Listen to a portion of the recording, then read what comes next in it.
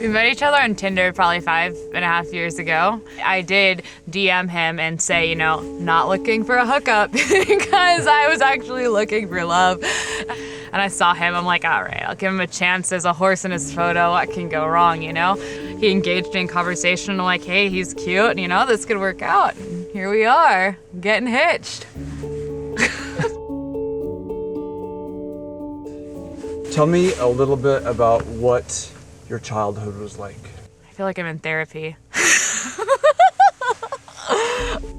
So I grew up in my mom's house and I had my little brother, Anthony, and overall it was pretty good. I got to grow up on a farm with horses and always picked on my little brother.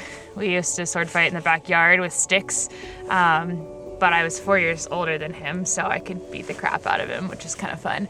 And I think music and musical theater was a big piece of my life growing up. Always had instruments around the house, always was singing and being out in nature and just enjoying life. I was always the center of attention when I was a child, and I don't think much has changed. I always performed, and I did a musical major in college, so it's just been kind of my thing to do and what I've loved to do. And on our second date, he actually shushed me because I was too loud, and I was like, you're never doing that again. And we've learned to grow into that, and I think he's just accepted me for my obnoxiousness. Growing up, I have a twin sister, so we're not identical, we're fraternal twins, but we shared the same childhood, really.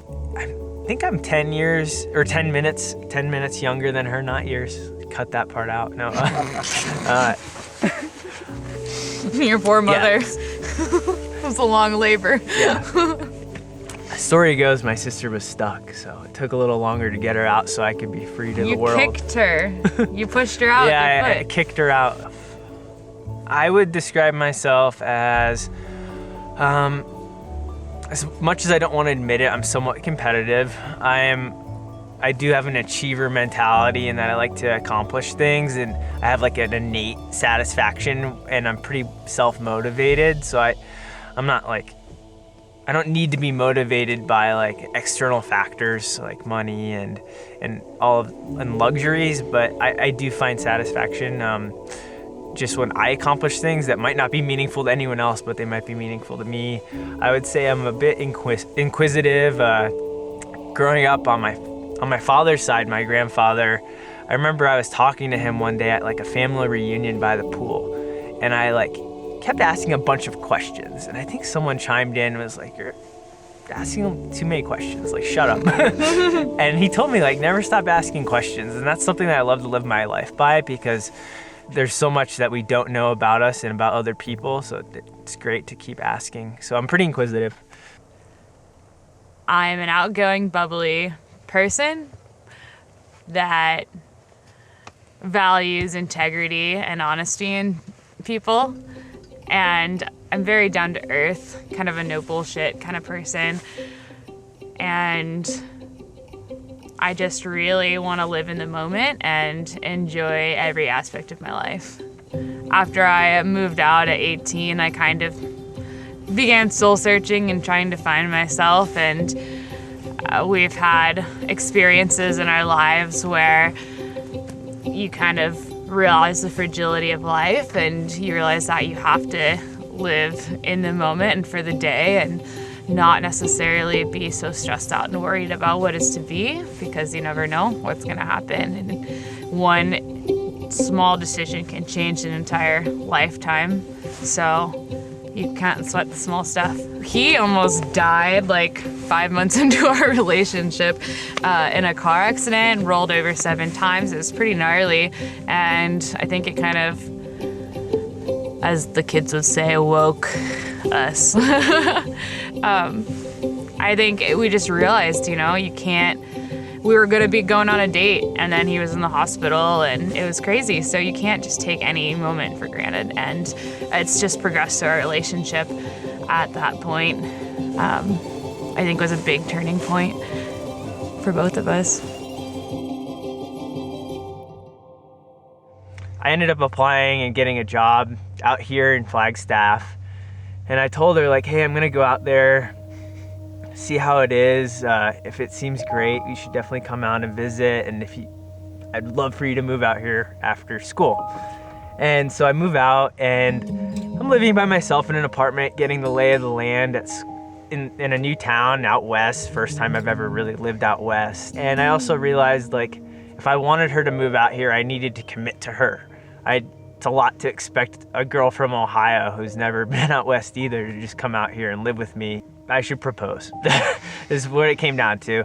It's like, I'm gonna go back and surprise her before she graduates so that she knows like, this is on the table if she wants it. Yeah, I flew first class. I'm like, I was nervous and I was like, I wanna like feel good. So I flew out to Columbus and I knew that Ariel had farm animal rotation. I didn't really know what that involved class-wise, but I knew where she lived. I knew her roommate was actually out of town and I knew the lockbox to get her key. And so I had Alex drop me off about a half hour before I knew she was probably gonna get home from her rotation. And so I had a bouquet of roses and I crept down into the basement and I was pretty much just gonna surprise her. Like I get to her house and that part goes as planned, everything's set up. Hear Ariel come home and immediately she just slams the door and goes upstairs. I'm like, what Mark didn't know is like the dirtiest rotation in medical school, period. I was covered in pig shit, like head to toe. I had my covers all on and it was just crusted all the way down, reeked, and I just couldn't even. And so I slammed the door and ran up to shower because I was disgusting. So I went up and I showered, got into my PJs, and I started cooking dinner and I had nothing left. It's the end of my rotation. I am just stressed from school, and so I'm just pulling mac and cheese and old hamburger and like one of those leftover shows, like trying to mix something together that's palatable, and it just turns into this burnt schlop. And then the fire alarm starts going off because I burnt it, and it's blaring and it's smoking, and I open the door to let out the smoke and I'm like, shit, Nina's outside and she is soaking wet. And I'm like, I am the worst mother and vet to be ever. Like, this is a disaster. mind you, fire alarm for her kitchen is at the stairwell to the basement, which is where I'm standing. So it's right above my head blaring. And I'm like, oh, shit, she's gonna come here. So I like try to, as quietly as I can, run down the basement stairs and like hide in the darkness. So now I'm in the dark and I can't hear anything because the door was cracked so that I could kind of see what was going on and like make my move. So I'm like doing everything by sound now. So I had to towel off my soaking wet dog. And she's just shaking. I'm like, I'm so sorry. And I towel her off and I sit her on the couch next to me and I have my burnt schlop and I'm like ready to eat this disgusting mess. And Nina is just panting like, what's up with you? Like, what are you so happy about right now? And then I saw this like tag and I read it out loud. It said, read me. I'm like, that's weird. And I like saw her color was turquoise and I rotated it and I was like, will you marry me? And I looked up and Mark was right there, like boom, flowers, down on one knee. I'm like, holy shit. I was not expecting any of this. In my living room, I'm dressed in PJs with my nasty schlop, and I'm like, oh my God, and just tears pouring down. So excited. I just remember him saying like, Ariel, I love your smile, and I want to see that every day for the rest of my life, and asked me to marry him.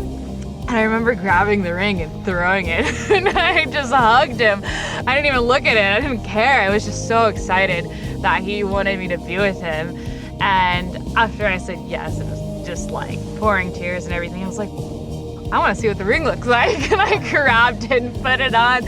And the dog's doing great. There's no hypothermia. We got some real dinner. It was awesome. Afterwards. Yeah, we went out to real dinner. He had reservations. I tossed the schlop. It was not going well.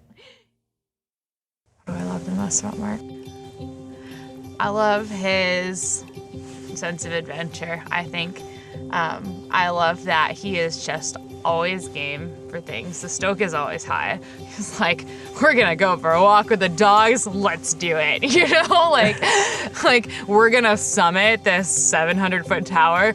I'm like, okay, let's do it. We're gonna do these crazy black diamond rollers on mountain bikes. I'm like, all right, full send. He brings me out of my shell for sure.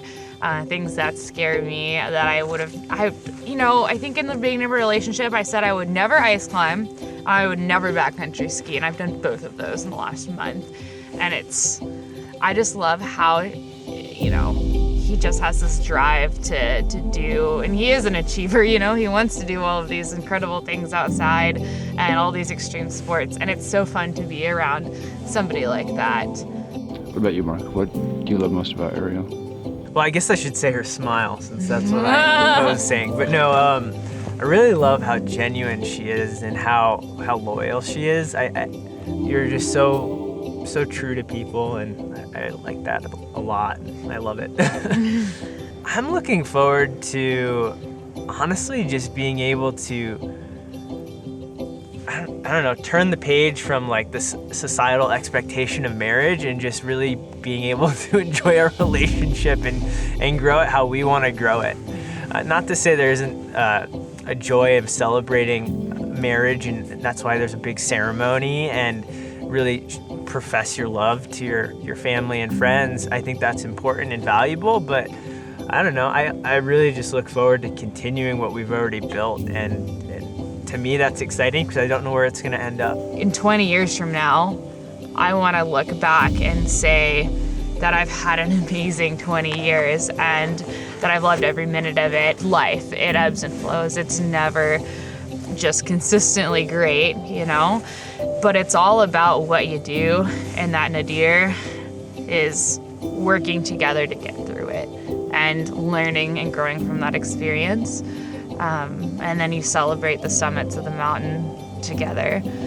So I think that if both people are game to work as hard as you can at making a good commitment to each other, then that's where successful marriages grow. And I want to be that.